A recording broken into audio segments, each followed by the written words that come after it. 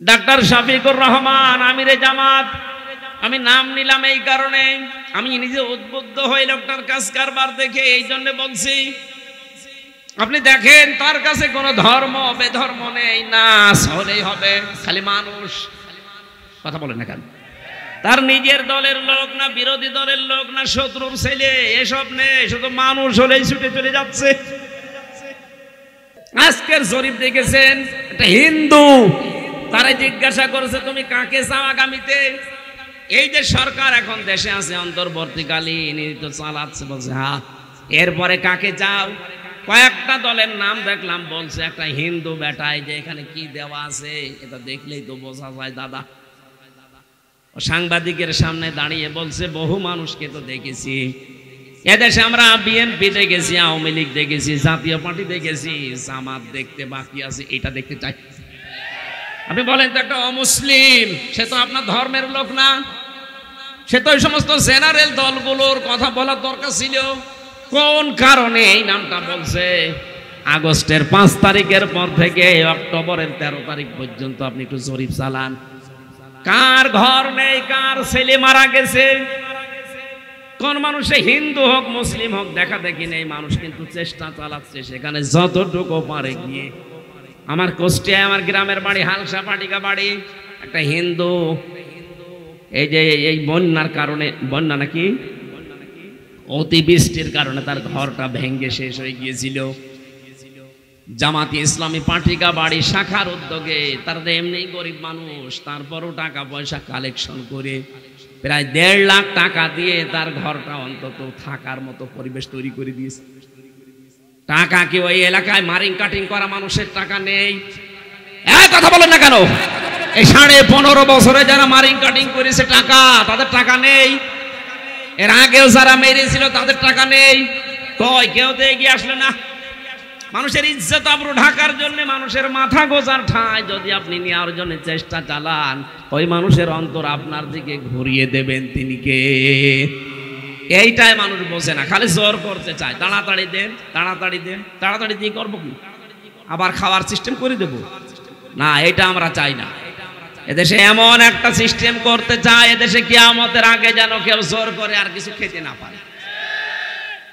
যা খেয়েছেন এগুলো আবার জনগণের ভেতরে ফিরিয়ে দেওয়া লাগবে, তাহলে আপনার ভেতর থেকে ভয় দূর করে দেবেন তিনি কে? আমরা চাই আমাদের ভয় দূর হয়ে যাক। আপনি মেহমানদারি করেন, অতিথি পরায়ণ, আপনি মেহমান মানে কি? আপনার বাবার শ্বশুর যিনি আসবে ইনি আপনার মেহমান, আপনার বউয়ের বাবা যিনি আসবে ইনি আপনার মেহমান না। মেহমান শব্দের শাব্দিক অর্থের দিকে তাকান। মেহমানদারি করা মানে কি? বিশ্ব নবী জানিয়েছেন এই পৃথিবীতে 4টা জিনিস আল্লাহর বড় রহমতের ভেতরে শামিল, কিন্তু মানুষ এদেরকে পছন্দ করে না। তার 1 নাম্বার এই মেহমান। মেহমান যখন আসে সে তার খাবার সাথে করে নিয়ে আসে। সুবহানাল্লাহ বলতে পারেন না? প্রশ্ন আসতে পারে, আমার গোলার ধান, আমার বাড়ির চাউল দিয়ে তারে আমি রান্না বাড়া করে খাওয়াচ্ছি আর সে খাবার সাথে করে নিয়ে আসে, মানে কি?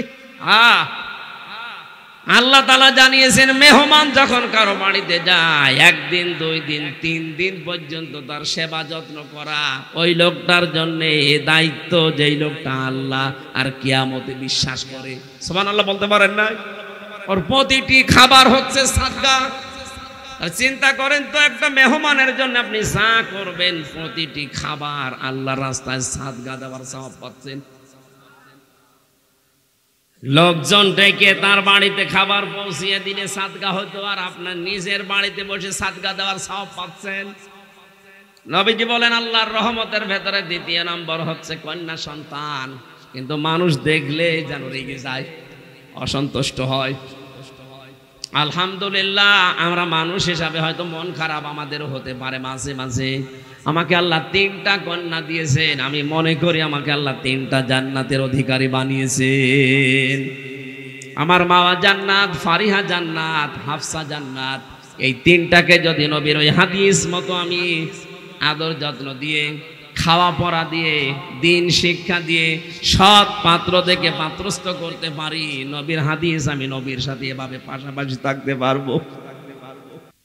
আল্লাহ রাব্বুল আলামিন বলেন অকালাল্লাযীনা কাফারু লা তাসমাউ লিহাযাল কুরআন ওয়ালগাউ ফীহি লাআল্লাকুম তাগলিবুন।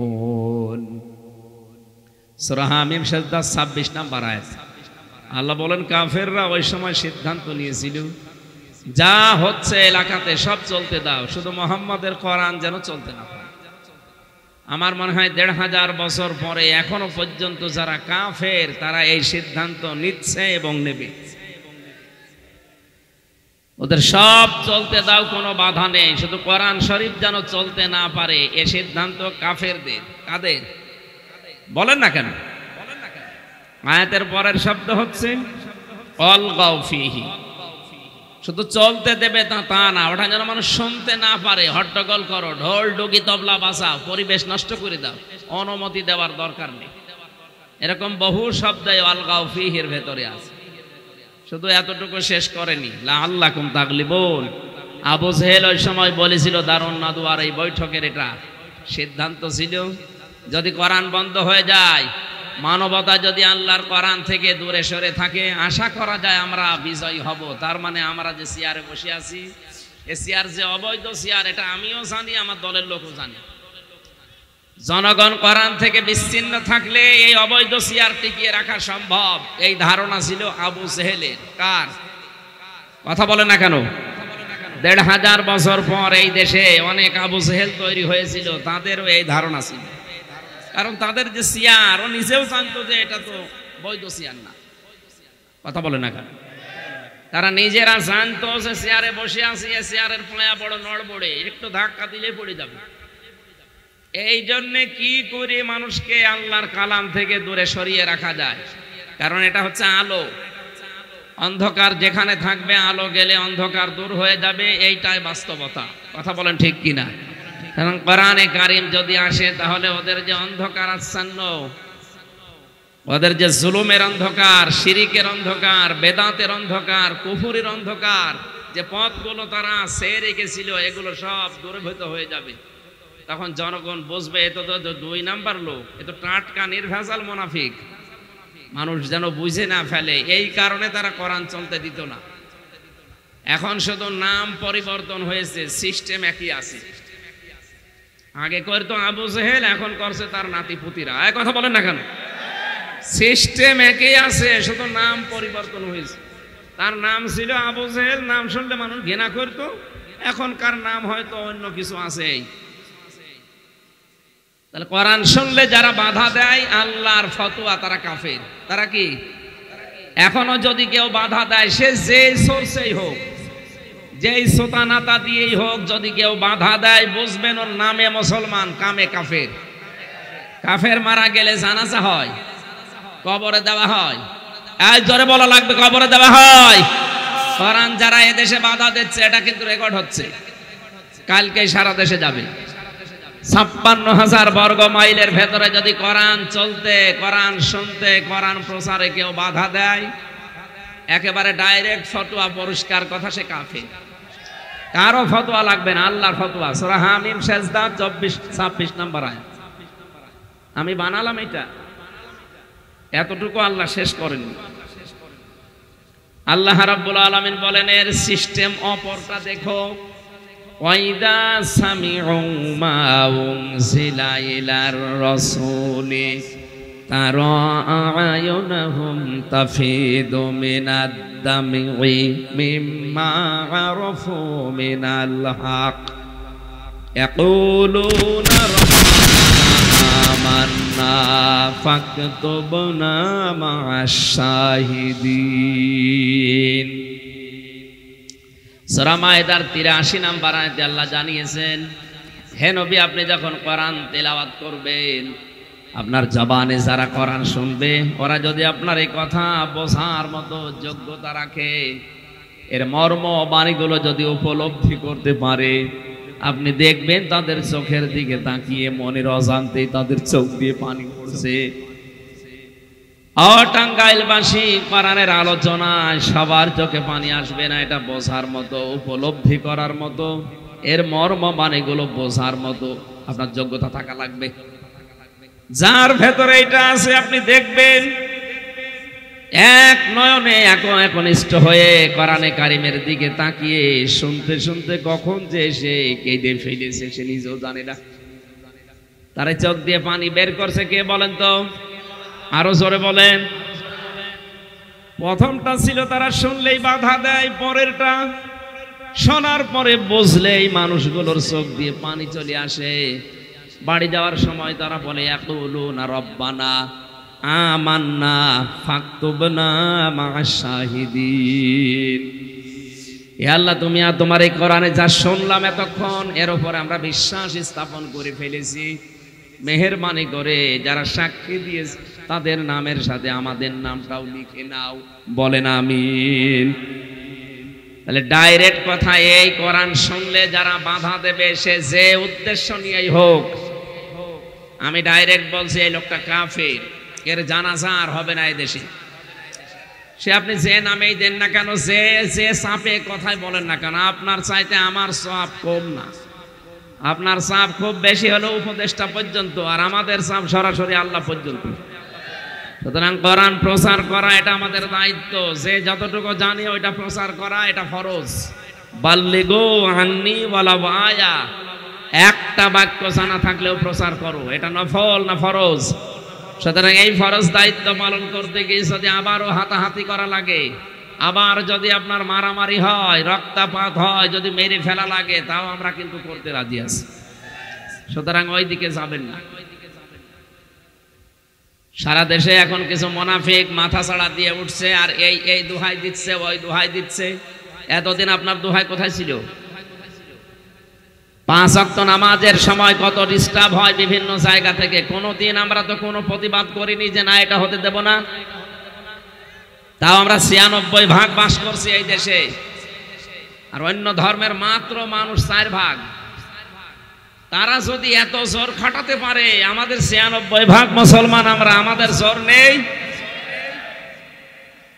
তাও তো আমরা নিজেদের বাপ দাদার কিচ্ছা কাহিনী বলি নাই। পৃথিবীতে যত ধর্ম আছে, যত নিয়ম নীতি আছে, সব বানানো। শুধু আল্লাহর পাঠানো ইসলাম এইটা ছাড়া যা আছে সব বানানো। আপনার বানানো জিনিস নিয়ে যদি আপনি এই করতে পারেন, ভয় না পান, ওয়াকাইফা আখাফু মা আশরাকতুম, আল্লাহ তাআলা বলেন কেমন করে এই মানুষগুলো যারা শিরিক করে আর আপনাকে বলে বিভিন্ন ফতোয়া দেয়, এদের একটু ভয় লাগে না আল্লাহর সাথে শিরিক করতে, আর আপনি বাধা দেন আপনার ভয় লাগে। মানে কোনো ভয় নেই, ওরা যা করে ওদের কোনো দলিল নেই, কিন্তু আপনি যা করছেন আপনার দলিল আছে। সুবহানাল্লাহ বলতে পারেন নাই? 4,500 ধর্ম চলছে এই দুনিয়ায়, কোনো ধর্মের দলিল নেই, যা হয় সব বানানো, কাটসাট কথা, যা হয় সব বানানো। আমি নাম ধরে বলি আর নাম না নিয়ে বলি, পৃথিবীতে 4,500 ধর্মের যা আছে সব বানানো, সব মানুষ বানিয়েছে। কথা বলে না কেন? এটাতে মানুষ বানিয়েছে, তার প্রমাণ এইটা। নিজেরা বানায়, নিজেরা মুখে লাথি দেয়, নিজেরাই আবার পানির ভিতরে ডোবায়। সুতরাং এই পৃথিবীতে একটাই ধর্ম আল্লাহ পাঠিয়েছে, ইন্নাদ-দীনা ইনদাল্লাহিল ইসলাম। আল্লাহর কাছে মনোনীত ধর্মের নাম ইসলাম, আর আমরা সেইটাই আছি। আমরা ভয় পাবো মানে? আমি মরে গেলে শহীদ, বেঁচে থাকলে গাজী, আর আপনি মরে গেলেও জাহান্নামী, বেঁচে থাকতেও জাহান্নাম। আপনার ভয় নেই, আর আপনি আমার ভয় দেখান, কোনো ভয় নেই। ফাইজুল ফারিকাইনি আহাক্কু বিল আমনি ইন কুনতুম তা'লামুন। এই পৃথিবীতে নিরাপত্তা সবচাইতে বেশি তোমরা হকদার না আমরা হকদার, যদি তোমরা জানতে এ কথা বলতে না। আল্লাযীনা আমানু ওয়া লাম ইয়ালবিসু ঈমানাহুম বিযুলমিন উলাইকা লাহুমুল আমনু ওয়া হুম মুহতাদুন। যারা ঈমান আনে, তাদের ঈমানের সাথে শিরিক মিশ্রিত করে না, এই মানুষগুলোই আল্লাহ পাক বলেন নিরাপদে আছে দুনিয়ায়। সুবহানাল্লাহ বলতে পারেন নাই? সুতরাং এই পৃথিবীতে 750 কোটির উপরে এখন মানুষ, মাত্র 175 কোটি আমরা মুসলিম, আমরাই নিরাপত্তায় আছি আল্লাহ। আর বাকি 550 কোটি যা আছে সব আমাদের কারণে নিরাপত্তায় আছে। আমাদের বিদায় দিলে তারা নিরাপত্তায় থাকতে পারবে না। উলাইকা লাহুমুল আমনু ওয়া হুম মুহতাদুন। এই মানুষগুলোই হচ্ছে শান্তি, স্বস্তি, নিরাপত্তা নিয়ে আসে আল্লাহর পক্ষ থেকে, আর এরাই হেদায়েত প্রাপ্ত বান্দা বান্দি। আমরা বিশ্বাস করি আমরা এই তালিকায় আছি, এই জন্য খুশি হয়ে বলছে আলহামদুলিল্লাহ। দ্বিতীয় নাম্বার শ্রোতার হিসাবে আমরা পেয়েছি তারা মুনাফিক। তারা শুনতে আসে, তারা বিশ্বাসও করে, কিন্তু যখন দেখে যে না এই কথাগুলো তো আমার মিলছে না, এ কোরআন যা বলে আমার বাস্তব প্র্যাকটিক্যাল লাইফে তো মেলে না, তখন আস্তে করে পেছন দিক থেকে কেটে পড়ে বিভিন্ন ফতোয়া দিয়ে। এগুলো মুনাফিক। এটা তো আমি বানালাম। বলেন সূরা নিসা ৫ নাম্বার পারা ৭ নাম্বার পৃষ্ঠার প্রথম নাম্বার লাইনের ৬১ নাম্বার আয়াতে আছে ওয়াইদা কিলা লাহুম তাআলাউ ইলা মা আনজালাল্লাহু ওয়া ইলার রাসূলি রাআইতাল মুনাফিকিনা ইয়াসুদ্দুনা আনকা সুদুদা। হে নবী, যখন মানুষদেরকে আপনি আল্লাহর বিধানের দিকে, রাসূলের আদর্শের দিকে ডাকবেন, তখন দেখবেন কিছু মানুষ ওরা বিশ্বাসও করবে এটা আল্লাহর কিতাব, এটা আপনার আদর্শের কথা, কিন্তু যখন দেখবে যে না পেছনে যা করলাম একটাও তো মিলছে না, কারণ আমি মানুষের উপরে জুলুম করি, এটা সাপোর্টে কোনো আয়াত কোরআনে আল্লাহ দেয়নি। কথা বলে না কেন? বিভিন্ন জেলাতে গেলে আগে মানুষ বলবে হুজুর যাই বলেন আমার বিরুদ্ধে যেন না যায়। আরে বেটা, তোর বিরুদ্ধে না যায় মানে তুই জুলুম করিস, তোর পক্ষে কোনো ওয়াজ কোরআনে আল্লাহ দিয়েছে? আমি কি আপনার জন্য কোরআন শরীফ নাজিল করে বানাবো নাকি? সুতরাং যা বলতে যায় আপনি তো জালেম, আপনি মুনাফিক, আপনি উপরে ফিটফাট ভেতরে সদরঘাট, এই কারণে আপনার সাথে মেলে না। আপনি নিজেকে পরিবর্তন করবেন কি না হুজুরকে পরিবর্তন করছেন? হুজুর পরিবর্তন করে কি করবেন? সুতরাং দ্বিতীয় শ্রোতা পেয়েছি তারা মুনাফিক, তারা বিশ্বাস করে, তারা শুনতেও আসে, তো যখন দেখে যে না তাদের জীবনের যে কর্মকাণ্ড এর সাথে আয়াতের মিল নেই, তখন তারা হয়তো ফতোয়াবাজি করে চলে যায়, না এ ওয়াজ হচ্ছে না, এ রাজনীতি হচ্ছে, চলে চলে যায়। এরকম মানুষ দেশে আমি আছে না নেই? এই চরিত্র কাদের? হাত তোলেন তো। আলহামদুলিল্লাহ, এখানে মুনাফিক নেই। হ্যাঁ আলহামদুলিল্লাহ। ৩ নাম্বারটা দেখি তো। আল্লাহ পাক বলেন তারা হবে মুমিন। ইন্নামাল মুমিনুনা আল্লাযীনা ইযা যুকিরাল্লাহু ওয়াজিলাত কুলুবুহুম ওয়া ইযা তুলিয়াত আলাইহিম আয়াতুহু যাদাতুহুম ঈমানা ওয়া আলা রাব্বিহিম ইয়াতাওয়াক্কালুন। সূরা আনফালের 2 নম্বর আয়াতে আল্লাহ জানিয়েছেন আমি আল্লাহর দৃষ্টিতে মুমিন তো তারা, এই পীরের দৃষ্টিতে না, মাওলানার দৃষ্টিতে না, বক্তার দৃষ্টিতে না, ইমামের দৃষ্টিতে না, দৃষ্টিকার। আল্লাহ বলেন ইন্নামাল মুমিনুনা আল্লাযীনা ইযা যুকিরাল্লাহু ওয়াজিলাত কুলুবুহুম। আমি আল্লাহর একটা দৃষ্টি আছে, আমি আল্লাহর দৃষ্টিতে মুমিন হচ্ছে তারা যাদের সামনে আমার নাম উচ্চারণ হলে তাদের অন্তরাত্মা কেঁপে ওঠে। আমার বিরুদ্ধে শিরিক হচ্ছে, আমি আল্লাহর বিরুদ্ধে প্রকাশ্য শিরিক চলছে, সেই জায়গার জন্য আমি আল্লাহর কথাবার্তা বলা হবে সেই অনুষ্ঠান বন্ধ করে দেয়। ওর মনের ভেতরে একটু কাঁপও ধরে না, ভয়ও লাগে না। এই আল্লাহর দৃষ্টিতে আর মুমিন নেই। অথচ কোরআনে কারিমের কথা শোনার পর, আল্লাহর বড়ত্বের কথা শোনার পর দুনিয়ায় আল্লাহ বিরোধী যা আছে ও বন্ধ করার জন্য আরো চেষ্টা করত। কিন্তু বাস্তব পড়া উল্টিয়ে গেছে। আমরা ইমানদার, এমন ইমানদার কোরআনের কথা আল্লাহর কথা শুনলে কাঁপ ধরা দূরের কথা আরো আমাদের বৃদ্ধি বাড়ে। কি করে দেখি আপনি করেন, এরকম ফতোয়া অনেকে দেয়। কথা বলেন না কেন? এটা সবচাইতে বেশি দিয়েছে 15.5 বছরে বগুড়ার গাবতলীর ওসি আবুল কালাম আজাদ। আমি নাম ধরলাম কারণ এটা রেকর্ড হচ্ছে। এই স্বাধীনতার আগে, 24-এর স্বাধীনতার আগে ওখানে আমি গিয়েছিলাম। ও শয়তান স্টেজে এসে মাইক নিয়ে বলেছে আমির হামজা কি করি, এসে বলে কোরআনের কথা আমি দেখবো, আমি বেঁচে থাকতে ওরে আমি কোরআন প্রচার করতে দেব না। এই লোকটার নাম দেখেছেন মোহাম্মদ আবুল কালাম আজাদ। নামে ঠিক আছে, কামে কাফের। কথা বলেন না কেন? এই লোকটারে আমি খুঁজতেছি, ওনাকে আমার সাথে দেখা করার জন্য স্বাধীনতার আগে ও ঘোষণা দিয়েছিল যে যদি ওর সাহস থাকে তা আমার সাথে যেন দেখা করে। আমি ওরে অফেন্স চ্যালেঞ্জ দিচ্ছি, আপনার যদি সাহস থাকে এখন আমার কলটা ধরেন। আপনি কোন থানায় আছেন, কোন জায়গায় আছেন, 14 বংশ আমি বের করব অবশ্য। এরকম ক্যান্সার গুলো যেন আর চেয়ারে থাকতে না পারে, আমরা এটা চাই। টাঙ্গাইলে এসব ছিল না আমি জানি, ওই ক্যান্সার আবার এখানে এসেছে নাকি আল্লাহ জানে, আমি জানি না। ও কোথায় আছে আমি ওরে খুঁজতেছি, যেখানে পাই আমি ওরে উলঙ্গ করে ছাড়ব। 96% মুসলমানের দেশে ওরে আমি চেয়ারে আর থাকতে দেব না ইনশাআল্লাহ। আমার মামলার আয়ু এখন যেমন পালিয়ে বেড়াচ্ছে, ও পালাবে।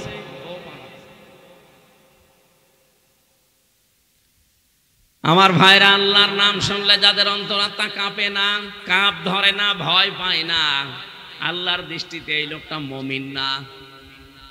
ওয়াইদা তুলিয়াত আলাইহিম আয়াতুহু যাদাতুহুম ঈমানা। রব্বুল আলামিন বলেন, ঈমানদারদের বৈশিষ্ট্যের ভেতরে অন্যতম এই অন্তর তো কাঁপবেই।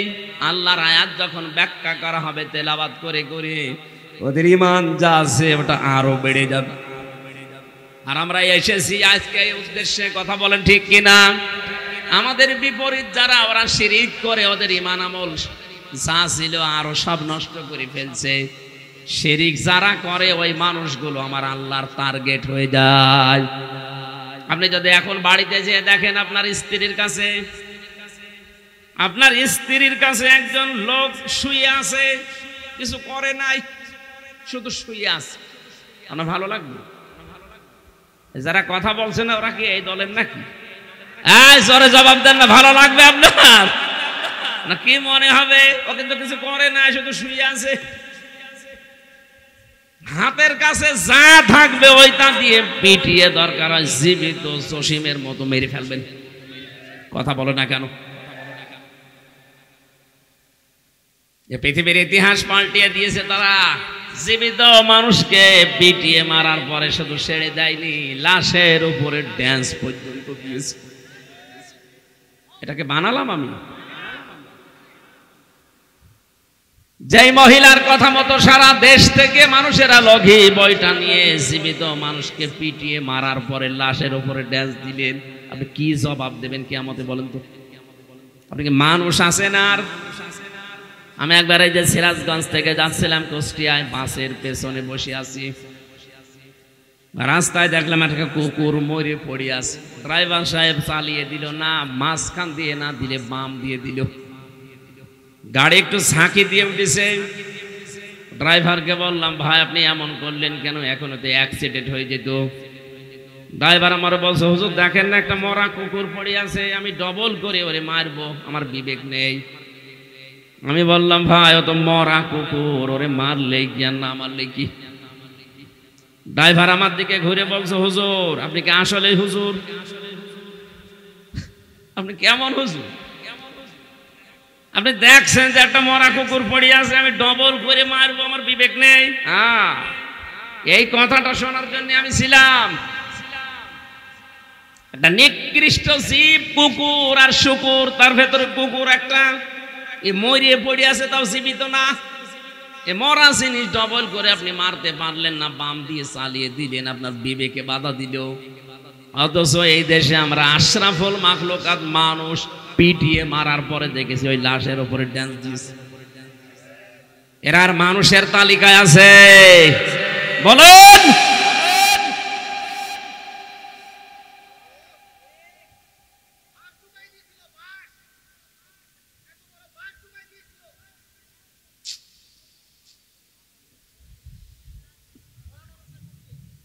সুতরাং আমাদের ঈমান যাদের আছে, আজকের এই ময়দান থেকে মাস্ট বি সূরা আনফালের এই 2 নম্বর আয়াত অনুযায়ী আমাদের ঈমান আজকে বাড়বে যদি থাকে।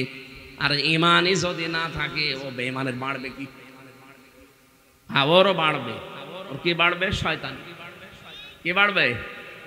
এই কোরআন নবীজি আবু জেহেলের সামনেও পড়েছিলেন, আবু বকরের সামনেও শুনিয়েছিলেন। আবু বকর কোরআন শোনার পরে তার ঈমান যা ছিল ওইটা আরো বেড়ে গেল, আর আবু জেহেল কোরআন শোনার পরে ওর ঈমান বাড়ে নাই, ওর শয়তানি বেড়েছে। কথা বলেন না কেন? এই ময়দানে যদি আবু বকরের মতো মন নিয়ে বসেন, আল্লাহর কসম আপনার ঈমান বাড়বে। আর যদি আবু সেহেলের মতো মন নিয়ে বসেন, আপনার ঈমান বাড়বে না, আপনার শয়তানি বাড়বে। আরো কি করে শয়তানি করা যায় সেই রাস্তা খুঁজবেন আপনি। সুতরাং এটা শেষ হওয়ার পরে বোঝা যাবে আপনি আবু বকর না আবু সেহেল। ইমানদারের পরিচয় শেষের শব্দ হচ্ছে ওয়ালা রাব্বিহিম ইয়াতাওয়াক্কালুন। এরা যখন বাড়ি চলে যাবে তখন তারা আল্লাহর প্রতি ভরসা ছাড়া আর কাউকে মানবে না। বলেন সুবহানাল্লাহ। সুতরাং শুনলেই বাধা দেয়, বাধা দেওয়ার চেষ্টা চালায়, এরা কাফের। শুনতে আসে, বিশ্বাসও করে, কিন্তু যখন দেখা যায় মিলছে না তখন চলে যায়, এরা মুনাফিক। আর শোনার পরে যাদের অন্তরাত্মা কাঁপে, ঈমান বেড়ে যায়, ভরসা আল্লাহর উপরে করার সিদ্ধান্ত নেয়, এরা আল্লাহর দৃষ্টিতে মুমিন। এখানে আপনি কোন শ্রোতা হিসাবে বসে আছেন আমি জানি না, আমরা হতে চাই এই 3 নাম্বারটা। কথা বলেন না কেন? সুতরাং আল্লাহর দৃষ্টিতে মুমিন হওয়ার জন্য যারা আজকের এই ময়দানে বসলাম, জবান খুলে বলেন আলহামদুলিল্লাহ। দরুদ আর সালাম পড়ছে আমাদের নবী মুহাম্মদুর রাসূলুল্লাহ সাল্লাল্লাহু আলাইহি ওয়াসাল্লামের প্রতি। 17 বছর বয়সে একটা দল গঠন করেছিলেন, হিলফুল ফুজুল, শান্তির সঙ্গ। এটাকে নতুন শুনছেন না জীবনে শুনেছেন? কথা বলেন না কেন? মুহাম্মদুর রাসূলুল্লাহ যে 17 বছর বয়সে যে দল করলেন, এখান থেকে 40-23টা বছর একাধারে এই দলেই তিনি ছিলেন। এই দলটা গঠন করার পরে ফল হয়েছিল 0। হ্যাঁ, সামাজিক কিছু উন্নয়নমূলক কাজ করেছিলেন, সেবামূলক কাজ করেছিলেন। এই জন্য নবীজি বলতেন খায়রুন নাস মাইয়ানফাউন নাস। পৃথিবীতে উত্তম মানুষের তালিকায় ওই লোকটা আছে যেই লোকটার দ্বারা মানুষের উপকার হচ্ছে, হবে। ইয়ানফাউ এটা মোজারে, বর্তমান ভবিষ্যৎ, প্রেজেন্ট ফিউচার। আল্লাহর নবী খায়রুন নাস মাইয়ানফাউন নাস না দিয়ে যদি বলতেন মাইয়ানফাউল মুসলিমুনা, উত্তম মানুষ ওইটা যেই লোকটা মুসলমানের উপকার করে না। নবীজি নাস দিয়েছেন, যার দ্বারা মানুষের উপকার হয়, কল্যাণ হয়, যে লোকটার দ্বারা মানুষ উপরে উঠতে পারে, এই লোকটা আল্লাহর দৃষ্টিতে সবচাইতে ভালো মানুষ। এইটাকে সামনে নিয়ে আসে এই দেশে যারা একামতে দিনের দায়িত্ব পালন করে, আপনি দেখবেন এই মানুষগুলো দল বেদল, ধর্ম বেধর্ম দেখে না। মানুষ হলে এই বিপদে পড়লে তার কাছে এগিয়ে যায়। ডাক্তার শফিকুর রহমান আমিরে জামাত, আমি নাম নিলাম এই কারণে, আমি নিজে উদ্বুদ্ধ হই লোকটার কাজ কারবার দেখে, এই জন্য বলছি। আপনি দেখেন তার কাছে কোনো ধর্ম বেধর্ম নেই, নাস হলেই হবে, খালি মানুষ। কথা বলেন না কেন? তার নিজের দলের লোক না, বিরোধী দলের লোক না, শত্রুর ছেলে, এসব নেই, শুধু মানুষ হলেই ছুটে চলে যাচ্ছে। বিশ্বনবী মুহাম্মদুর রাসূলুল্লাহ জানিয়েছেন, তার স্ত্রী তাকে জানাচ্ছেন, হে আমার স্বামী, আপনি যে এসে হেরা গুহা থেকে আমাকে বলছেন যে আমি ভয় পেয়েছি, আমাকে ঢেকে দাও, কখনো ভয় পাবেন না। কাল্লা আল্লাহি মা ইখজিকাল্লাহু আবাদান, কখনো আল্লাহ আপনাকে ভয় দেখাবে না, লাঞ্ছিত অপমানিত অপদস্থ আপনাকে করবে না, আপনাকে ভয়ের ভেতরে রাখবে না। কারণ কি? ইন্নাকা লা তাসিলুর রিহমা, আপনি রক্তের সম্পর্ক ঠিক রাখেন। ও টাঙ্গাইলবাসী, সারা জীবনে হাদিস শুনেছেন, কি পেয়েছেন এখান থেকে? এই গল্প করছেন মানে?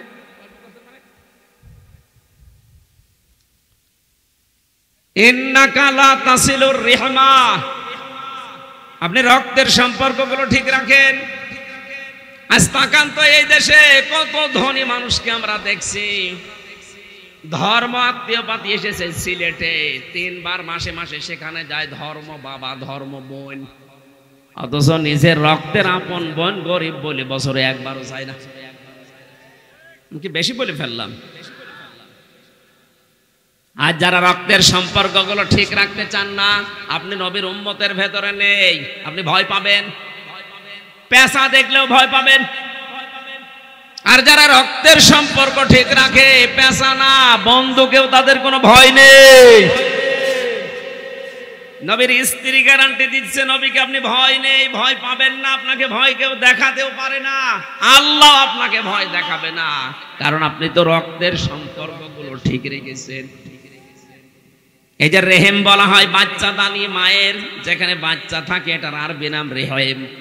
এটা আল্লাহর মাজা টেনে ধরেছিল, কুদরতি মাজা। বিশ্বনবী বলেন আল্লাহ পাকের মাজা টেনে ধরে বলেছে মাবুদ তুমি আমার ব্যাপারে কি বলো, কিছুই তো বললে না। আল্লাহ তাআলা বলেন রেহেম তোমার সম্পর্কে আমার ফতোয়া হচ্ছে রক্তের সম্পর্ক দুনিয়ায় যে ঠিক থাকবে, ঠিক রাখবে, আমি আল্লাহ তার সাথে আছি। আর রক্তের সম্পর্ক যে লোকটা ঠিক রাখে না তার সাথে আমি নেই। অথচ এটাকে আমরা দুনিয়ার কাজ মনে করি অনেকেই। নিজের আপন বোন, আপন চাচা, আপন ফুফু, আপন ভাই এর সাথে সম্পর্ক ঠিক রাখা, ভালোভাবে চলা এটা ফরজ। অথচ 100 জনের 98টা পরিবারে এই মিল নেই। আয় কথা বলা লাগবে, এটা এ দেশে নেই, এলাকায় নেই। অথচ 5 ওয়াক্ত নামাজ পড়ে, রোজা রাখে, হজ করে এসেছে, নিজের বোনের সাথে মিল নেই, ভাইয়ের সাথে মিল নেই, চাচার সাথে মিল নেই, ফুফুর জমি ফাঁকি দিয়ে লিখে নিয়েছে। তো ভয় পাবে না, পাবে কে? ও তাল গাছের ভেতরে যদি বান্দর নড়ে উঠে তাও ভয় পাবে, কারণ ওর মনের ভেতরে সবসময় ভয় দিয়ে রাখবে। ও রক্তের ওই যে সিলসিলা তো ঠিক রাখে নাই। সুতরাং আজকে এখানে শুধু এ তাফসীর শুনতে আসা না, এ হাদিসের ব্যাখ্যা হচ্ছে যতদিন বেঁচে আছি রক্তের সম্পর্ক যার যার সাথে আছে ওটা আমি ঠিক রাখবো, তাহলে আল্লাহ আমার সাথে সম্পর্ক ঠিক রাখবে। আমাকে আর কেউ ভয় দেখাতে পারবে না। যতই কথা বলুক, যতই সামনে কিছু নিয়ে আসুক, আমার ভেতর থেকে ভয় দূর করে দেবেন কে? স্ত্রী হিসাবে 2 নাম্বার কথা বলেছিল তাহমিলুল কাল্লা। হে আমার স্বামী আপনি ভয় পাবেন না, আপনি তো মানুষের বোঝা বহন করেন, কষ্টের বোঝা, দুঃখের বোঝা, ঋণের বোঝা, কত বোঝা আপনি মানুষের বহন করে নিয়ে বেড়াচ্ছেন, আপনি ভয় পান কেন?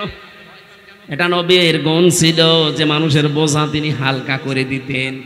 আর আমরা নবীর এমন উম্মত হয়ে বসে আছি আরো মানুষের বোঝা ভারী করে দেই। এই 2024 সালের 5 আগস্টের আগ পর্যন্ত 2780 জন এখনো পর্যন্ত তারা হাসপাতালের বেডে কাতরাচ্ছে। কারো পা নেই, কারো হাত নেই, কারো চোখ নেই, কারো অন্ডকোষ উড়ে গেছে। এই মানুষগুলো তাদের পরিবারের জন্য বোঝা। এক কথা বলা লাগবে, এই বোঝা যিনি দিয়ে গেলেন তিনি তো পালিয়েছেন। তারা একটা সিদ্ধান্তের কারণে এতগুলো মানুষ আজ বোঝা হয়ে গেছে। সে তো পালিয়ে গেল, যদি আগেই পালাতো তাহলে এত মানুষ বোঝা হতো না তার পরিবারের কাছে। আপনি কি জবাব দেবেন কিয়ামতে নবীর সামনে দাঁড়িয়ে? বলেন আমি হজ করেছি, আমি নামাজ পড়ি। কিসের নামাজ পড়েন আপনি? কিসের হজ করে এসেছেন? নবীর আদর্শ ছিল এইটা, তিনি মানুষের বোঝা হালকা করতেন। আর আপনি এতগুলো মানুষের বোঝা এখন সব আরো ভারী করে দিয়ে গেলেন। এরা তাদের মা বাবার কাছে, ভাই বোনের কাছে, পরিবারের কাছে, দেশের কাছে বোঝা। কথা বলছেন না কেন? শুধু এতটুকুই তো শেষ করেননি, দেশটা ফোকলা করে ফেলেছেন। নিজের নামে, নিজের মেয়ের নামে, ছেলের নামে, বোনের নামে, বোনের মেয়ের নামে, ছেলের নামে, দলের লোকের নামে কোটি কোটি টাকা পাচার করে দেশটা এখন ঋণের বোঝা নিয়ে জর্জরিত। আপনার এক দরবেশি টাকা খেয়েছে 36,000 কোটি, বাকিগুলো তো বাদই দিলাম। আপনি বেগম পাড়া বানিয়েছেন, ওই টাকা দিয়ে এই দেশে ইন্ডাস্ট্রি করতে পারেননি, হাজার হাজার মানুষের কর্মসংস্থান তৈরি হতো। এই কোটি কোটি টাকা ঋণের বোঝা এদেশের মানুষের মাথার উপরে দিয়ে আপনি আরামে আছেন, আপনি চান না। নবীর আদর্শ ছিলেন নবী মানুষের বোঝা হালকা করতেন, আর আপনি এমন বোঝা দিয়ে গেলেন আজকে এই দেশে যে জন্ম নেবে সে 1 লাখ টাকা মাথার উপরে নিয়ে।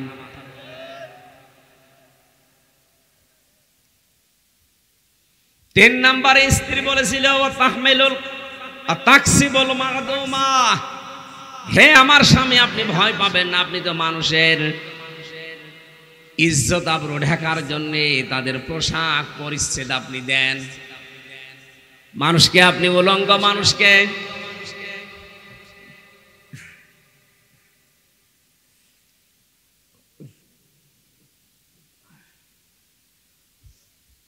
যে মানুষগুলোর পোশাক আশাক নেই তাদেরকে আপনি পোশাক দান করেন, এটা নবীর চরিত্র।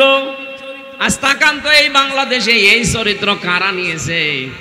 কত মানুষ দেশে বাস করছে, মানুষের পোশাক আশাক দেওয়ার জন্য, মানুষের ইজ্জত আবরু ঢাকার জন্য কারা চেষ্টা করছে আপনার এই চোখে দেখতে পারছেন না?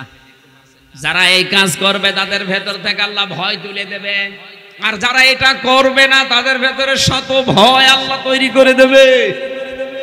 সুতরাং যারা অর্থের মালিক বৈধভাবে অবৈধভাবে সেভাবে হয়ে থাকেন না কেন, মানুষের ইজ্জত আবরু ঢাকার জন্য চেষ্টা চালান। একটা মানুষের ঘর উড়ে গেছে, ভেঙে গেছে, আপনার টাকা ব্যাংকে রাখার জায়গা হচ্ছে না কেন? তারা 2 লাখ টাকা দিয়ে একটা ঘর বানিয়ে দেওয়া যায় না? এই কথা বলছেন না কেন? এই কাজটা কে করছে আপনি দেখতে পাচ্ছেন না?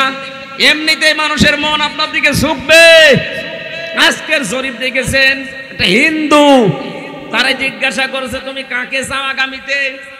এই যে সরকার এখন দেশে আছে অন্তর্বর্তীকালীন তো চালাচ্ছে, বলছে হ্যাঁ। এরপরে কাকে চাও? কয়েকটা দলের নাম দেখলাম, বলছে একটা হিন্দু বেটায় যে এখানে কি দেওয়া আছে এটা দেখলেই তো বোঝা যায় দাদা। সাংবাদিকের সামনে দাঁড়িয়ে বলছে বহু মানুষকে তো দেখেছি এদেশে, আমরা বিএনপি দেখেছি, আওয়ামী লীগ দেখেছি, জাতীয় পার্টি দেখেছি, জামাত দেখতে বাকি আছে, এটা দেখতে চাই। আপনি বলেন তো একটা অমুসলিম, সে তো আপনার ধর্মের লোক না, সে তো ওই সমস্ত জেনারেল দলগুলোর কথা বলার দরকার ছিল। কোন কারণে এই নামটা বলছে? আগস্টের 5 তারিখের পর থেকে অক্টোবরের 13 তারিখ পর্যন্ত আপনি একটু জরিপ চালান, কার ঘর নেই, কার ছেলে মারা গেছে, কোন মানুষে হিন্দু হোক মুসলিম হোক দেখা দেখি নেই। মানুষ কিন্তু চেষ্টা চালাচ্ছে সেখানে যতটুকু পারে গিয়ে। আমার কুষ্টিয়ায় আমার গ্রামের বাড়ি, হালসা পাটিকা বাড়ি, একটা হিন্দু এই যে এই বন্যার কারণে, বন্যা নাকি অতিবৃষ্টির কারণে তার ঘরটা ভেঙে শেষ হয়ে গিয়েছিল।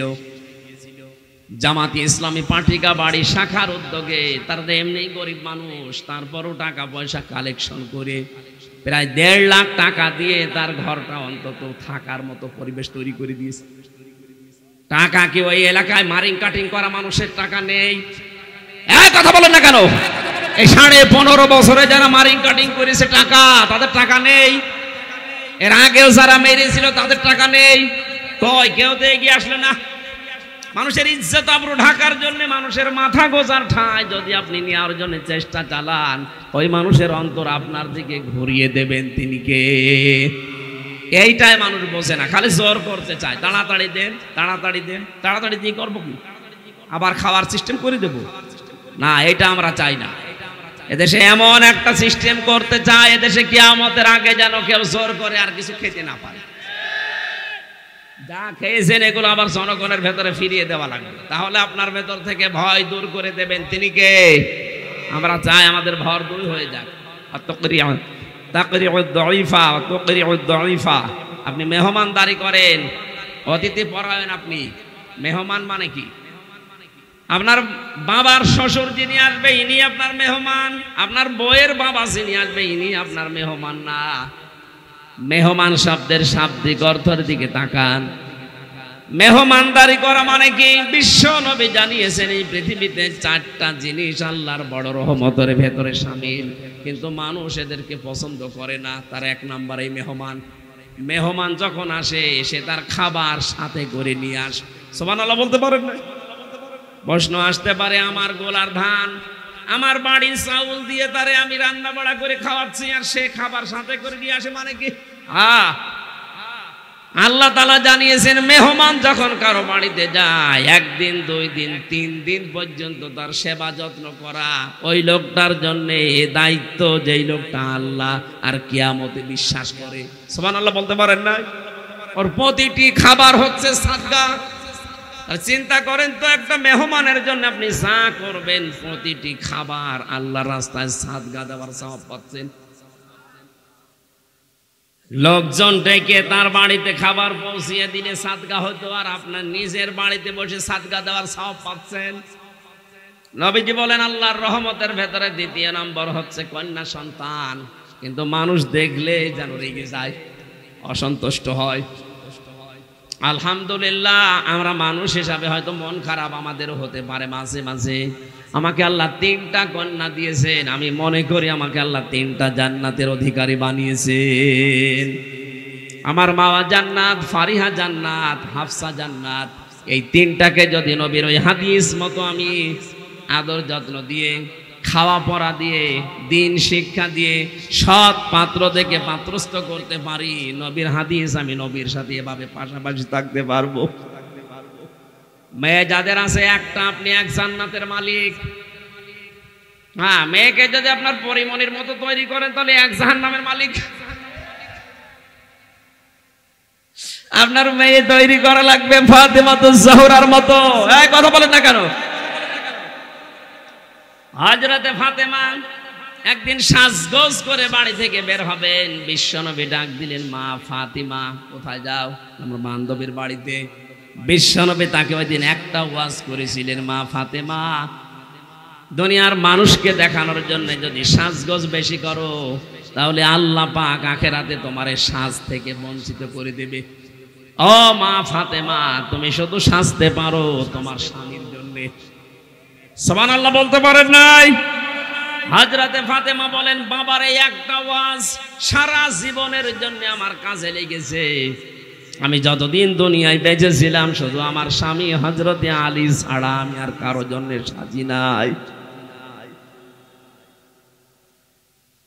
স্বামীর প্রতি দায়িত্ব কর্তব্য নবীজি তাকে বিয়ের সময় বুঝিয়েছিলেন, মা ফাতিমা, তুমি যতদিন আমার বাড়িতে ছিলে রাজকন্যা হয়েছিলে, এমনিতেই তুমি আমার ছোট মেয়ে, আর ছোট মেয়েকে মানুষ এমনিতেই বেশি একটু ভালোবাসে। কথা বলে না কেন? তুমি আমার কাছে যা চেয়েছো আমার সাধ্য মতে আমি যা পেরেছি দিয়েছি, কিন্তু আজকে একটা নতুন পৃথিবীতে পাঠালাম। যদিও আমার চাচাতো ভাই হয়, কিন্তু একটা নতুন জায়গা।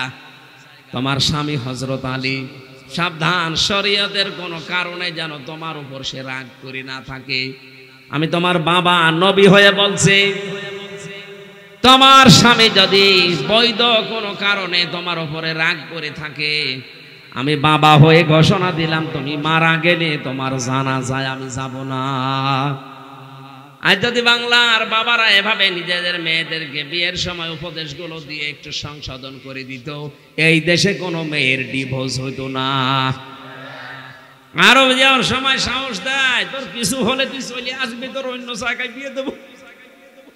আপনি এক মেয়ে বিয়ে দেবেন কয় জায়গায়?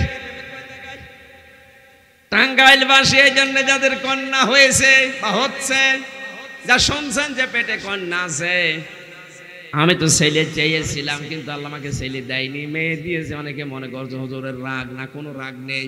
আমি বিশ্বাস করি আল্লাহ আমাকে ভালোবেসে ওই মেহমান যেমন পাঠায় রহমত হিসাবে, 3টা মেয়েকেও আল্লাহ পাঠিয়েছে রহমত হিসাবে। জোরে বলেন সুবহানাল্লাহ। নবীজি বলেন, যার 2টা মেয়ে আছে সে যেন বিশ্বাস করে আল্লাহ তাকে 2টা জান্নাতের মালিক বানিয়েছে। যার 3টা মেয়ে আছে, বিশ্ব নবী বলেন তাকে আল্লাহ 3টা জান্নাতের মালিক বানিয়ে দিয়েছে। 10টা ছেলে হলে তাকে 10টা জান্নাত দেওয়া হবে, একটা হাদিস আছে। বলেন, এজন্য যাদের মেয়ে আছে, কন্যা সন্তান, এটা আল্লাহর রহমত। 3 নম্বরে বৃষ্টি, যদিও মানুষের মন খারাপ হয় কিন্তু এটা আল্লাহর রহমত। 4 নম্বরে রোগ শোক, এই যে রোগ হয় মানুষের, এতে ঠান্ডা লাগাও একটা রোগ। এই ঠান্ডা লাগার দ্বারা এই যে জ্বর হয়, এই জ্বর হওয়ার দ্বারা আপনার পেছনের একটা অপরাধ আল্লাহ মাফ করে দেয়। এটা রহমত না? এ কথা বলেন না কেন? সুতরাং যাদের রোগ শোক আছে, রোগী যারা, মনে করবেন এটা আল্লাহ আপনাকে দয়া করে দিয়েছে পেছনের অপরাধগুলো মাফ করার জন্য। নাই তো এভাবে শান্তি শান্তি শান্তি নিয়ে যদি মারা যান, পেছনের অপরাধগুলো যদি থেকে যায়, কিয়ামতে আপনি কি জবাব দেবেন ওই পাপের জন্য? ছোটখাটো যে পাপগুলো হয়, পাপগুলো আমার আল্লাহ ছোটখাটো রোগের কারণে সবগুলো মাফ করে দেন। জোরে বলেন সুবহানাল্লাহ। আমরা বলছিলাম বিশ্ব নবীর আচরণ ছিল এটা, তিনি মেহমানদারি করাতেন। অথচ আমাদের ভেতরে অভ্যাসটা এখন অনেকের নেই। অনেকের নেই, তার অন্যতম কারণ হচ্ছে ওই রকম বউ আমরা পাই না। আপনি যদি একজন মেহমান নিয়ে আসেন বাড়িতে, আর যদি একটু টানাটানি থাকে, অভাব থাকে, বড়ার মন পাওয়া যায় না, উল্টা পাল্টা ফতোয়া দেয় না। আমাদেরই চলে না, কি নিয়ে এসেছে কথা। অথচ সাহাবায়ে কেরামের চরিত্র পুরা উল্টা ছিল। উম্মে সুলাইম রাদিয়াল্লাহু তাআলা আনহা একজন সাহাবীর স্ত্রী, তিনি বিশ্বনবীর কাছে নামাজ আদায় করে বাড়িতে চলে আসবেন। মাগরিবের সময় নবীজি বললেন, সাহাবী নামাজ তো হয়ে গেল, কিন্তু একটা মেহমান আছে, আমার যা বাড়ির অবস্থা, বাড়িতে নিয়ে যাওয়ার মতো আমার কায়দা নেই, কেউ যদি পারো মেহমানটা নিয়ে যাও। ও টাঙ্গাইলবাসী, আমি শিক্ষার জন্য বলছি, খেয়াল করে শোনেন। সাহাবী বাড়িতে নিয়ে গেলেন, স্ত্রীকে ডাক দিয়ে বলে, নবীজির মেহমান কি আছে, একটু ব্যবস্থা করো। স্ত্রী উম্মে সুলাইম ডাক দিয়ে বললেন, স্বামী আপনি কি করেছেন? আমাদের যা অবস্থা, আমরা নিজেরাই আজকে মনে করলাম না খেয়ে থাকবো, যা খাবার আছে শুধু বাচ্চা দুইটাকে খেয়ে ঘুম পাড়িয়ে দেব। আর এই কথা বলছেন এখানে, কারণ আপনি দায়িত্বশীল। দায়িত্বে থাকাকালীন যারা এই দেশ থেকে যাবে, আপনার কাছে যতক্ষণ থাকবে তারা আপনার কাছে মেহমান। আমার তো মনে হয় এইটা মনে করে হারুন আঙ্কেল মনে হয় ভাতের হোটেল দিয়েছিল। মেহমান যখন আসতেছে উনি ভাতের হোটেল চালু করে দিয়েছে। ভাতের হোটেল চালু করে দিয়ে যদি খাবার দাবার দিয়ে যেভাবে মেহমানদারি করানো দরকার করে, ঠিক না, করার পরে এমন পিটানো পিটাই। এই যে বললো না যে হুজুর, যে পিসকে হুজুর আসবে, ওটা আমার সাথে ছিল, ওই যে রফিকুল ইসলাম মাদানি, আমার ঘরে ছিল 2 মাস, বলে যা পিটিয়েছিল এই হাউ আঙ্কেল। ও আমারে বলছিল, হামজা ভাই এই হাউ আঙ্কেল আমারে নিয়ে এই যে হাতির ঝিল, যেটা ওখানে রাত 12:30টার সময় 2 দিকে রাস্তা ব্লক করে দিয়ে পুরা উলঙ্গ করেছে, আমারে ছবি তুলেছে, এরপরে শার্ট পরিয়েছে, জামা গায়ে দিয়েছে, হাতে একটা সিগারেট ধরিয়ে দিয়েছে, একটা অর্ধ উলঙ্গ মেয়ে লোককে আমার পাশে দাঁড় করিয়ে ছবি তুলতেছে, আর বলছে এটা সকালে ছেড়ে দেব, দেশের মানুষ বলবে হুজুর কত খারাপ। এই ছোট হুজুর আমারে বলছিল, হামজা ভাই আমি একবার জিজ্ঞাসা করলাম সাইকেছে, ভাই আপনারা যা করছেন এটা কি হারুন সাহেব জানে না? মানে উনি তো করাচ্ছে,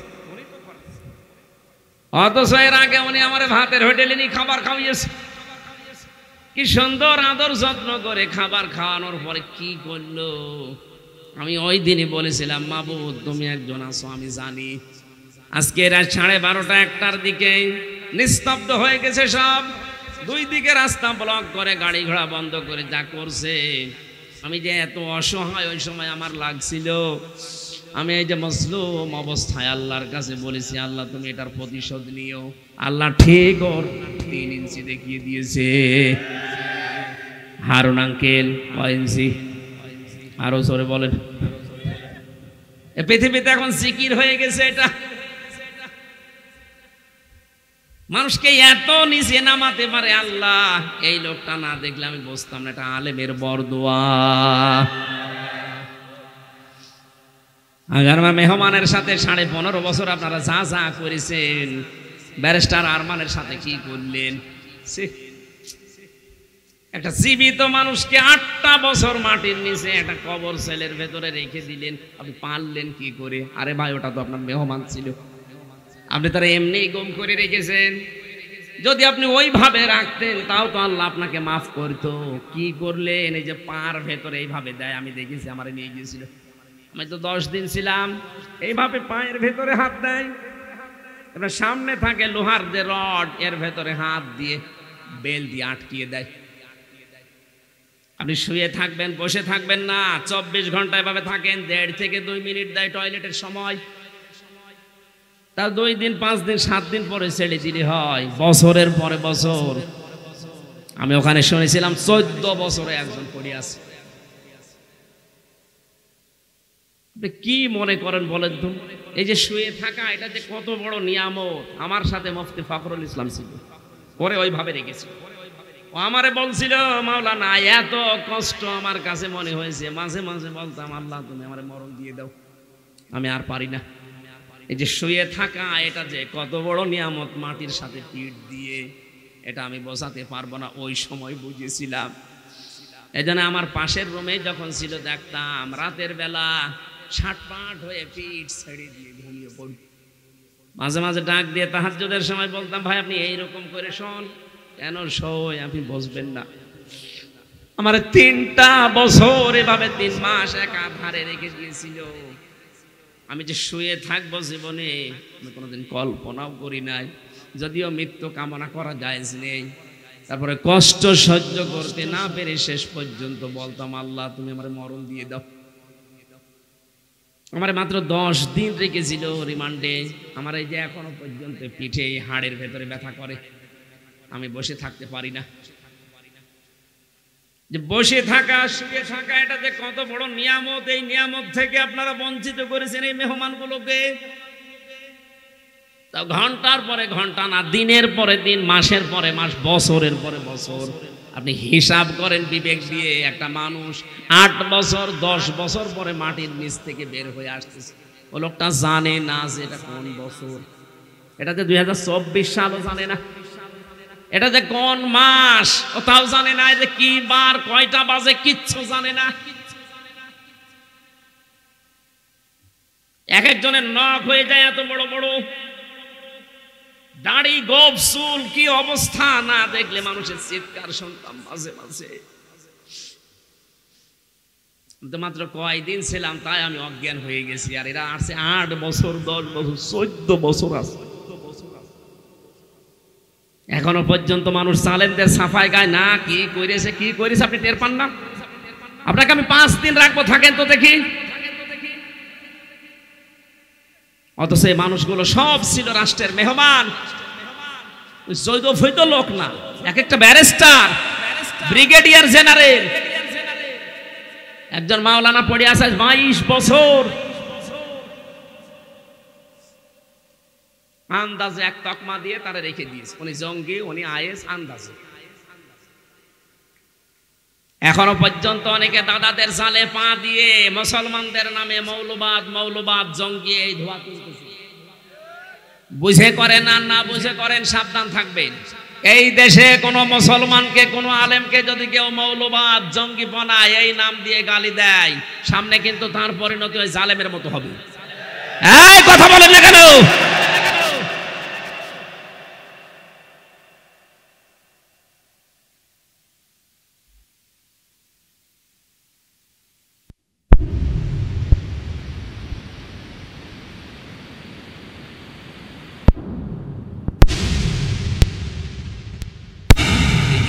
আমার মা মন থেকে মাপ আসে না। অনেকে বলে মাফ করে দিন, মাফ করবো কি করে?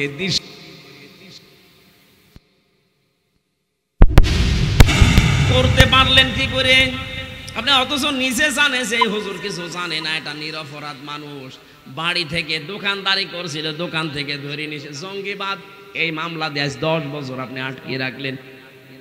যে আচরণ করা হয় এই জঙ্গির নাম নিয়ে, মৌলবাদের নাম নিয়ে যাদেরকে ধরেছিল, এই 15.5 বছর এদের সাথে যে আচরণ করেছে, কোন দুশ্মনের সাথেও মানুষ এত খারাপ আচরণ করে না। আরে ভাই, আপনি তো আমাদের কারাবন্দী হিসাবে রাখতেন, কারাবন্দির সাথে আচরণ কি? অথচ নবী যুদ্ধবন্দির সাথে আচরণ করেছিলেন। নবীজিও তো মেহমানের সাথে আচরণ দেখেন, সে কারাবন্দী না, যুদ্ধবন্দী। যুদ্ধবন্দী পেলেই তো মানুষ মেরে ফেলার কথা। বদরের যুদ্ধে বিশ্ব নবী মুহাম্মদুর রাসূলুল্লাহ সাহাবীরা একজন সুমামা ইবনে ওয়াসাল রাদিয়াল্লাহু তাআলা আনহু, পরবর্তীতে মুসলমান হয়েছিল লোকটা। বদরের যুদ্ধে তাকে ধরে নিয়ে আসলেন, মসজিদে নববীতে খুঁটির সাথে টাইট করে বেঁধে রাখলেন। গভীর রজনীতে নবী বন্দী যুদ্ধ যারা আছে তাদেরকে দেখতে গেলেন। দেখলেন ওই লোকটা দাঁড়িয়ে, উনি ছিলেন ইয়ামামার বিগ লিডার, বড় বড় নেতা ছিলেন। তার চেহারা শান্তি ওই রকম বড়। কাছে যে বললেন, সুমামা কেমন লাগে? কি করব তোমার সাথে তুমি বলো দেখি। সুমামা ডাক দিলে বলে, মুহাম্মদ সাল্লাল্লাহু আলাইহি সাল্লাম, ইচ্ছা হলে আপনি মারতেও পারেন, ছেড়েও দিতে পারেন। নবীজি বললেন, সুমামা এই জগৎই শেষ না, এর পরে আরেকটা জগৎ আছে, ওখানে কিন্তু জবাব দেওয়া লাগবে জীবনের। তুমি যেহেতু ইয়ামামার বিগ লিডার, আর লিডার হতে হলে তো একটু জ্ঞান বুদ্ধি লাগে, শিক্ষা দীক্ষা লাগে। তোমার আছে, বিবেকটা কাজে লাগাও, দুনিয়া কিন্তু শেষ না। ইসলামের সৌন্দর্যগুলো তার কাছে তুলে ধরলেন একটার পরে একটা। চলে গেলেন বাড়িতে, নিজে রান্না করলেন উঠের গোশত, বকরির গোশত রান্না করার পর ওটা পাঠিয়ে দিলেন সাহাবীকে দিয়ে। খাবার দাবার পর আবার তার হাত বেঁধে দিলেন। দ্বিতীয় দিন নবীজি আবার নিজে আসলেন। বিশ্ব নবী নিজে আবার তাকে জিজ্ঞাসা করলেন কেমন লাগে এখন। শরীরের খোঁজ খবর নেওয়ার পরে ইসলামের দাওয়াত আবার দিলেন। বাড়িতে গেলেন, নিজে উঠের দুধ দহন করলেন। একে বললেন গরম করে ওর কাছে পাঠাও। মনে আছে জামাই আদর চলছে, কথা বলছে না। মানুষ জামাইকে এরকম আদর করে।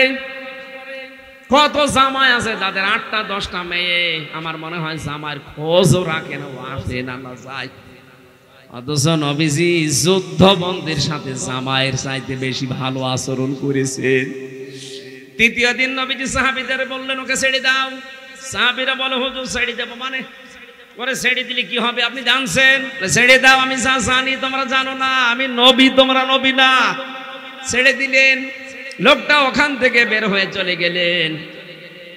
বদরের ময়দানে যে কুয়া, ওই কুয়ার কাছে তিনি গোসল করলেন। সাহাবী নবীজির কাছে ফিরে এসে বলে, হে রাসূল, আমার বিবেক আমাকে আপনার এই ব্যবহারে তাড়িত করে দিয়েছে, আমাকে উদ্বুদ্ধ করেছে, আমি আর বাপ দাদার ধর্মে থাকলাম না, মেহেরবানি করে আমারে পড়িয়ে দেন লা ইলাহা ইল্লাল্লাহ মুহাম্মাদুর রাসূলুল্লাহ।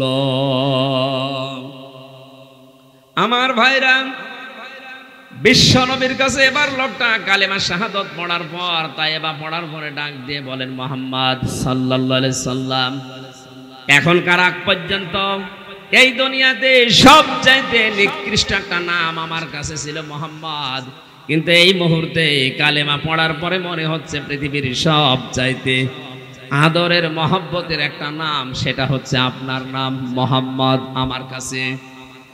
এ পৃথিবীতে সবচাইতে ঘৃণা করতাম আমি ইসলামকে। আজ তামাম দুনিয়ার ভেতরে যত ধর্ম আছে সবচাইতে বেশি দামি মহব্বতের ধর্ম আমার কাছে ইসলাম। তামাম দুনিয়ার ভেতরে মদিনাকে আমি নিকৃষ্ট শহর মনে করতাম, কিন্তু আজকে আপনার যে আচরণ পেলাম, এই মদিনাকে তামাম দুনিয়ার তুলনায় আমার কাছে দামি জায়গা মনে হচ্ছে। জোরে বলেন আল্লাহু আকবার। এই লোকটার কারণে ইয়ামামা থেকে গম আসতো মক্কায়, এটাও বন্ধ করে দিয়েছিল যে নবীজিকে যারা মানে না তারা গম না খেয়ে মারা যাবে। শেষ পর্যন্ত বিশ্ব নবীর হস্তক্ষেপে আবার এটা চালু হয়ে গেল। আমি বলছিলাম নবীজি যুদ্ধবন্দী যারা তাদের সাথেও উত্তম মেহমানের আচরণ করেছেন, আর আমরা কি দেখালাম 15.5 বছরে? যুদ্ধবন্দী না, কারাবন্দী, তাও অন্যায় ভাবে। কথা বলেন না কেন? আমি আর মাওলানা মামুনুল হক এই দুইজনের সাথে কারাগারে আপনি যা করেছেন এই 15.5 বছরের, আমার সাথে 3 বছর, ওনার সাথে 3.5 বছর, যা করেছেন জবাব দিতে পারবেন না। আমরা তো যুদ্ধবন্দী ছিলাম না, কারাবন্দী ছিলাম, তাও অন্যায় ভাবে। অন্যায় ভাবে বলছি কেন? কারণ কিছুদিন আগে আমার মামলা সব খারিজ হয়ে গেছে। আদালত এইটাই আমার মামলা এভাবে দেখার পরে বলছে কি দেখে মামলার বিচার করবো, এর ভেতরে কোনো মাল ম্যাটারেস নেই, সব জামিন দিয়ে দিলাম। বেকসুর খালাস দিয়েছে আমারে, তার মানে আমার কোনো দোষ পাইনি, আমি যে নির্দোষ এটা প্রমাণ হয়েছে আদালতে। কথা বলেন না কেন? আদালত কর্তৃক প্রমাণিত আমি নির্দোষ, আমার কোনো দোষ নেই। যে মামলায় আমাকে নিয়েছিল পুরাটাই বানোয়াট, মিথ্যা। অন্যায় ভাবে কারাগারে কারাবন্দের সাথে যা করেছেন এটা মেহমানের আচরণ না। এই জন্যই আপনি এত ভয় পান। ট্রাকের চাকা বাস্ট হলে আপনার প্রাণ উড়ে যায়, অথচ যারা মেহমানের সাথে উত্তম আচরণ করে তাদেরকে পৃথিবীর কেউ ভয় দেখাতে পারে না। বলেন সুবহানাল্লাহ। অতুইনু আলা নাওয়াইবিল হক, হে নবী আপনি ভয় পাবেন না, আমার স্বামী আপনি। খাদিজা বলতেছে কোনো ভয় নেই আপনার, কারণ আপনি হককে প্রতিষ্ঠার জন্য চেষ্টা চালান, সাহায্য করেন। সুতরাং আজকে আমাদের এই পৃথিবীতে আমরা সবাই জানি হক হচ্ছে আল্লাহ। কথা বলেন না কেন? এবার ফতোয়া দেওয়া লাগবে, ওয়াজ করা লাগবে। হক কে? আরো জোরে বলেন হক কে?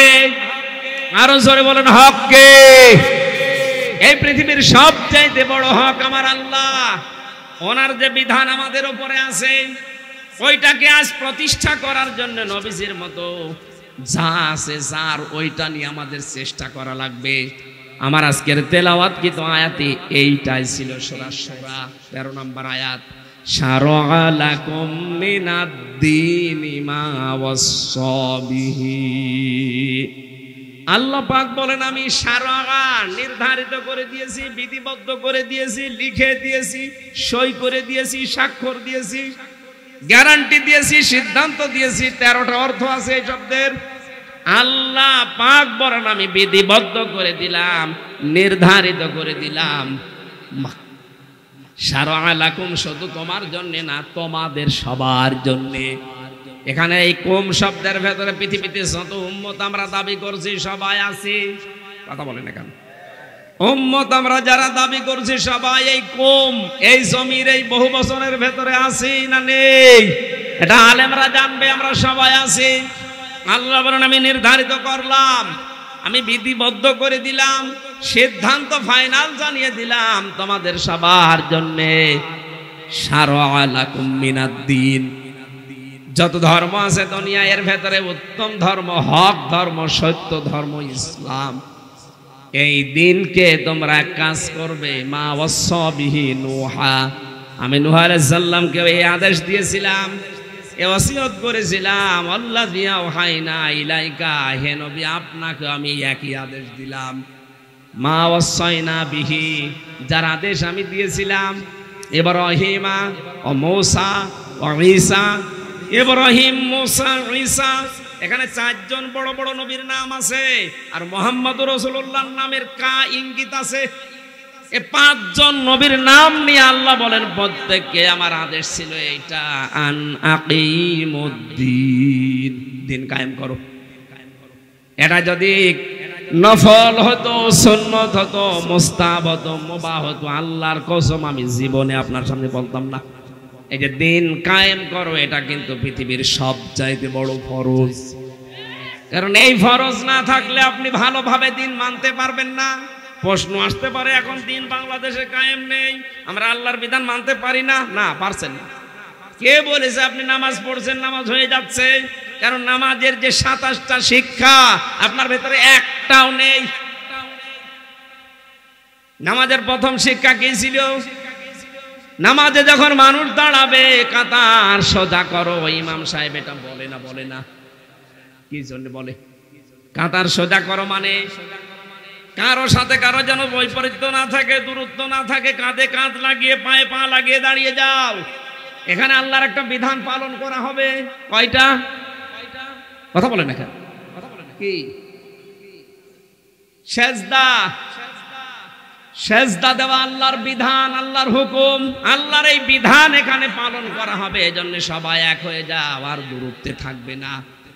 আরে ভাই, একটা বিধান পালন করার জন্য যদি দল মত সব ভুলে আমরা সব এক হয়ে যেতে পারি, হিংসা বিদ্বেষ সব বাদ নাকি? আজ পর্যন্ত কেউ কি বলেছে আওয়ামী লীগ তুই পেছনের কাতারে যা, এই জামাত তুই আরো পেছনে যা? বলিস? ওখানে গেলে যেমন সব এক হয়ে যাচ্ছেন, কারণ বিধান মানবেন কার? আরো জোরে বলুন, বলুন। ওই আল্লাহর বিধান কি শুধু এই সেজদা? আর নেই? এরকম বিধান আছে এখনো 499টা। কোরআন শরীফে আল্লাহর বিধান 500টা। কয়টা? তার ভেতরে মাত্র একটা বিধান। এরকম এখনো 499টা বিধান আপনার ব্যক্তি, পরিবার, সমাজ এবং রাষ্ট্রে আছে। এইগুলো পালন করার এখানে যেমন আল্লাহর বিধান মানতে সবাই এক, বাইরে যাওয়ার পরে আল্লাহর বিধান আমরা সবাই এক। এই শিক্ষা যদি আজ আমরা নিতে পারতাম, এই দেশে কোরআনের আলোচনায় পূজার দোহাই দিয়ে বাধা দেওয়ার সাহস কারো হইতো না। এটা নেই। এখান থেকে বের হয়ে গেলে আগে যা ছিলাম আমরা তাই হয়ে যায়। আপনার নামাজের শিক্ষা কই? এখনো তো 26টা শিক্ষা বাকি আছে। এই জন্য দিন যদি কায়েম হয়, নামাজের এই শিক্ষাগুলো আপনি নিতে বাধ্য হবেন। জোর করে হলেও আপনি করবেন। কারণ কি? কারণ পরিবেশ হয়ে যাবে এরকম। এখন যদি কেউ বলে হুজুর আমি লাল পানি খাওয়ার খুব অভ্যস্ত, লাল পানি বোঝেন না, আমি একটু আকিস বিড়ি খাই, কিন্তু মসজিদে গেলে তো বিড়ি খাওয়া যায় না। যায় মসজিদে যত নিশা লাগুক আপনি বিড়ি খেতে পারবেন। কারণ কি? কারণ পরিবেশটা ওই রকম। মসজিদে গেলে যেমন বিড়ির নেশা লাগলেও বিড়ি খাওয়া যায় না, ডাল খাওয়া যায় না, বাবা খাওয়া যায় না, লাল পানি খাওয়া যায় না। কারণ পরিবেশটা আল্লাহ বানিয়ে দিয়েছে ওই রকম। আল্লাহর বিধান যদি এই জমিনে কায়েম থাকে, আল্লাহর কসম পুরা ৫৬,০০০ বর্গ মাইল হয়ে যাবে মসজিদের মতো। তখন আপনার আর বিড়ি খেতে মনে চাইবে না, বাবা খাওয়ার মন হবে না, লাল পানি খেতে মনে চাইবে না, কারণ পুরা জায়গাটাই জান্নাত। এই জন্য নাকিমুদ্দিন দিয়েছেন, প্রতিটি নবীকে বলেছিলাম যা করো দুনিয়ায় দিন কায়েম করো আগে, ওয়ালা তাতাফাররাকু ফি, এই বিষয়ে কোনো ফতোয়াবাজি করবা না। সুতরাং বাংলাদেশে আমরা যেখানে আছি না কেন, আমাদের আসল টার্গেট যেন এটা হয়, মরার আগে আমরা দেখতে চাই আল্লাহর দিন কায়েম হয়ে গেছে জমিনে। হ্যাঁ, এটা শুনলে খারাপ লাগবে কাদের? না না, কাবুর আলাল মুশরিকিনা মা তাদউহুম ইলাই, এর পরের শব্দ হে আল্লাহ পাক বলেন, হে নবী আপনি যখন এই দিন কায়েমের জন্য ডাকবেন, দুনিয়ায় যারা মুশরিক তাদের কাছে এটা খুব খারাপ লাগবে। তাহলে আমি আজকে দিন কায়েমের জন্য আহ্বান জানাচ্ছি। দিন কায়েমের জন্য 4টা বিষয় লাগে। আমরা এই পৃথিবীতে যারা দিন কায়েমের চেষ্টা করি, আমাদের সর্বপ্রথম একটা দল লাগে। কথা বলে না কেন? একটা দল গঠন করতে হলে 4টা জিনিস লাগবে। 1 নম্বরে দলের জন্য লাগবে মাস্ট বি, দল করতে হলে দলের নাম লাগবে। কি কথা বলছেন না কেন? আমাদের দলের নাম কি? উম্মাত।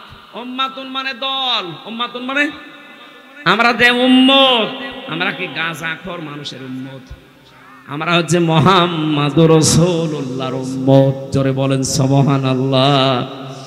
দল করতে হলে শুধুমাত্র উম্মত হলে হবে না, একটা অফিস করা লাগে। আমাদের যে দল, এই দলের একটা অফিস আছে, অফিসের নাম হচ্ছে মসজিদ। আমরা 5 বার এই অফিসে হাজিরা দিতে যাই। কথা বলেন ঠিক কিনা?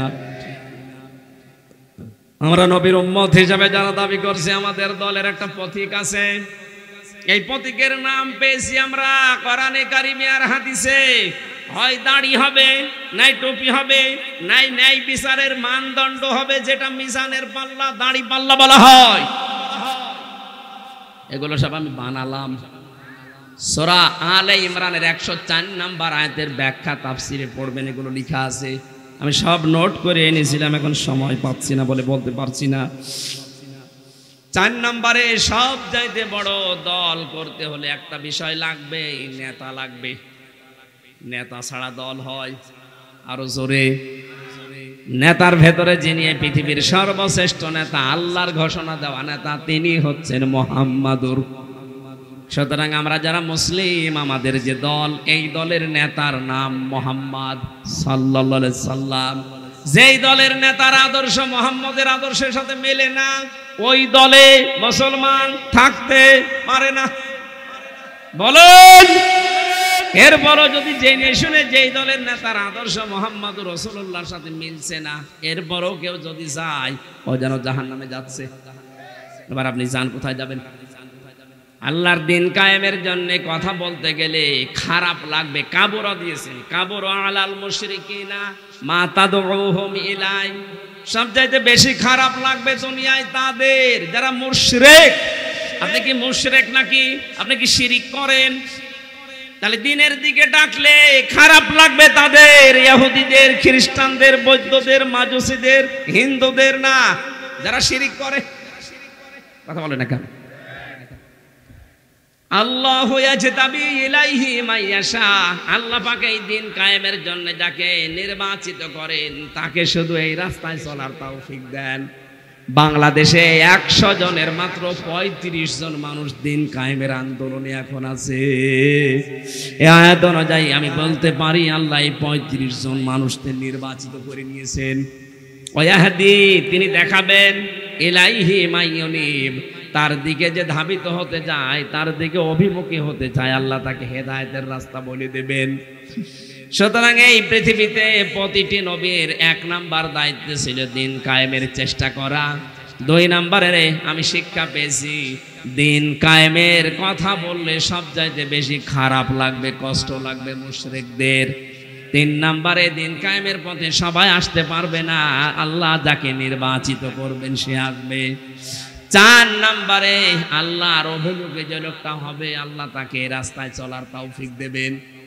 আল্লাহ আয়াতের 4টা বিষয় যেন আমাদেরকে বুঝে অনুধাবন করার তৌফিক দেন, বলেন আমিন। টাঙ্গাইলবাসী 3টা বছর আমি জেলখানায় ছিলাম।